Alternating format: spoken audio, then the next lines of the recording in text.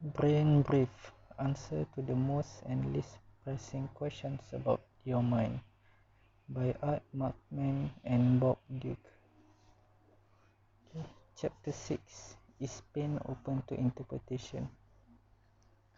If you listen to a lot of music, as the two of us do, you've probably noticed that there are lots and lots of songs about pain.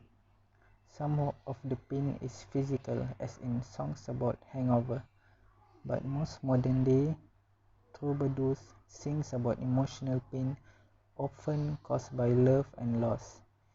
Pain is a universal feature of the human experience, but what is pain?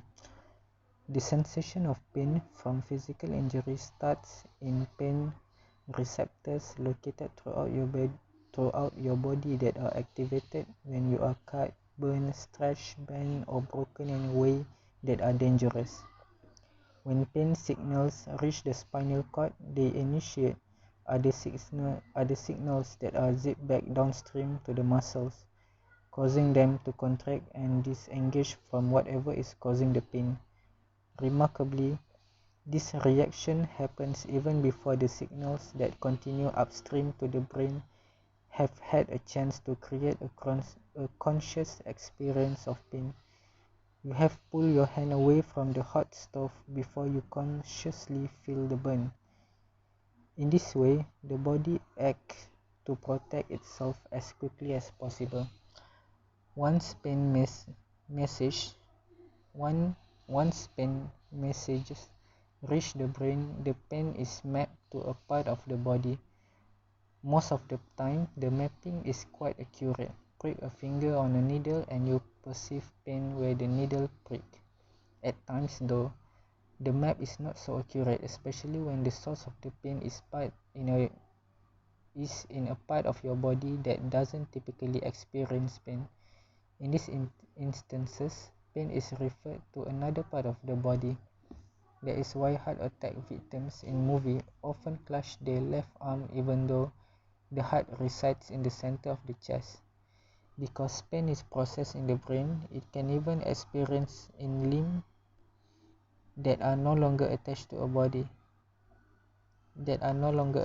body. It is common for people who have lost limbs as a result of accidents, war, or illness to continue to perceive feelings in their lost limbs long after it is gone. One of the worst feelings is called phantom pain, which is a real sensation of pain in missing limb. Some sufferers report that they feel as though they are having spasms in the arm that are causing them to curl their missing hand into a fist, even describing the pain to their fingernails digging into their palm. How can this happen?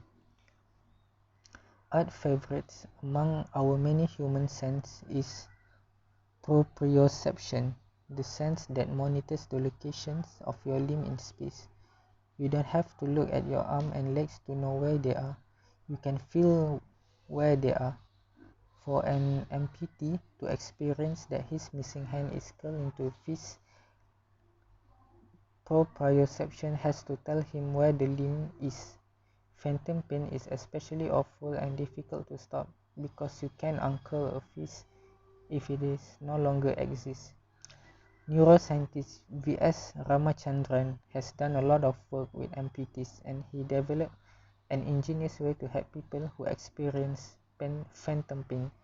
He arranged a series of mirrors so that when amputees look at where the missing limb would be, they see a reflection of their attached and healthy opposite limb, while looking where the missing arm would be and seeing a reflection of the intact arm. The amputee is told to imagine opening and closing the missing hand while at the same time opening and closing the healthy hand, creating a visual sense that the missing hand is opening and closing, paired with the physical sensation of doing so. This process actually helps alleviate the phantom pain. How does that work? The brain has two detailed maps of the body, a sensory map and a motor map. The sensory map helps the brain to figure out where the body you are feeling touch, hit, or pain. The motor map helps the brain helps the brain figure out which body parts to move.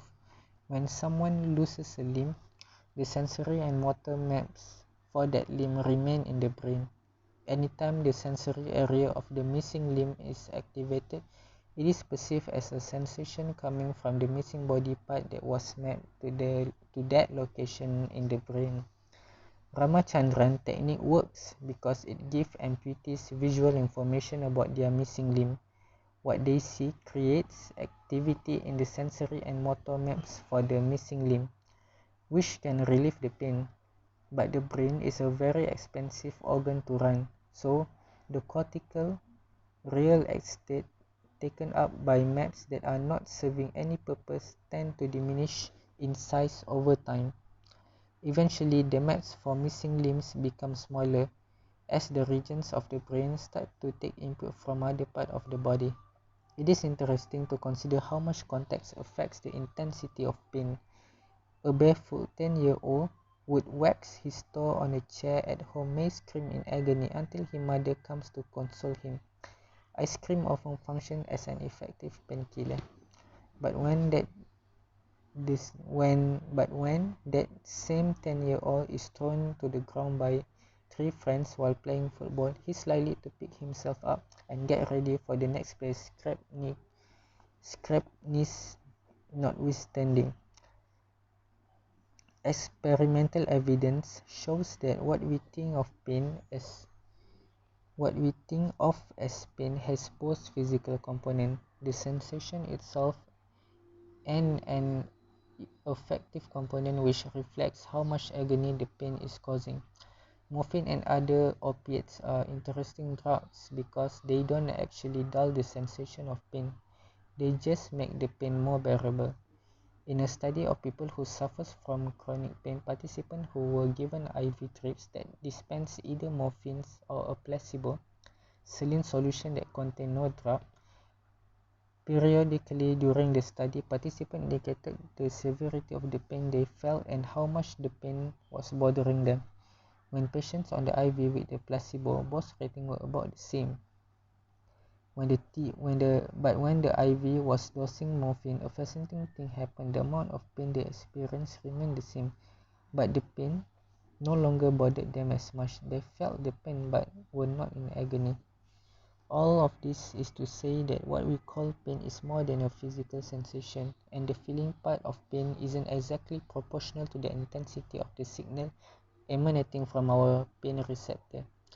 The effectiveness of many placebos is explained in part because signals indicating physical pain have to be interpreted by the brain. It turns out that if you believe you are engaging in an activity that will make you feel better, then you often start to feel better, even if there is no active ingredient in the treatment you're receiving. If you start doing something that has healed you in the past, then your brain has no need to keep reminding you that something is wrong, so it diminishes or eliminates the pain signal. You often witness examples of this effect when you take pain relievers like ibuprofen. Many people end up experiencing relief from the pain faster than the chemistry of the drug actually works. For example, it generally takes 20 to 30 minutes for ibuprofen to dissolve in the stomach, enter the bloodstream and physically affect the pain, but many people start feeling better in a few minutes. That happens because your brain recognizes that you have done something to ease the pain. The cavalry is on the way, and so it dulls the signal of pain. The funny thing about placebos is that people are prone to discount their effects because they are just in your head.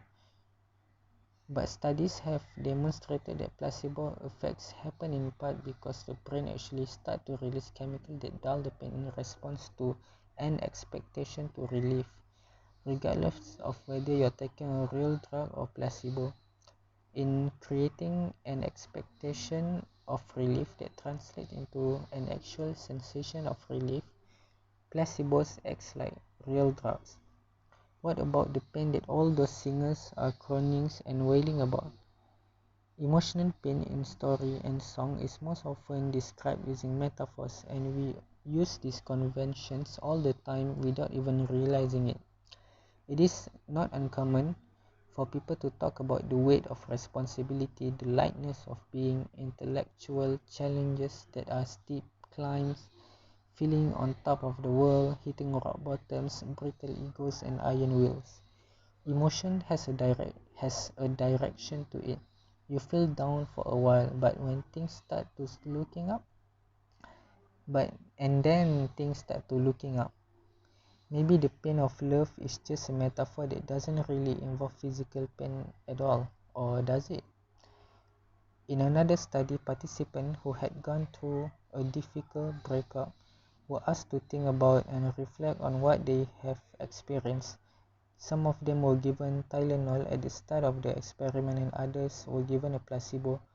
The people who got the Tylenol reported that they felt less bad about their breakup than did those who got a placebo, which suggests that feelings about the breakup involve real physical pain. We should add that other studies suggest that Tylenol actually blunts both positive and negative feelings, and it may be that Tylenol works just because it makes you feel less of everything. Regardless, results like this teach us that heartache is indeed a real pain. So heartache is a real pain. Okay, thank you.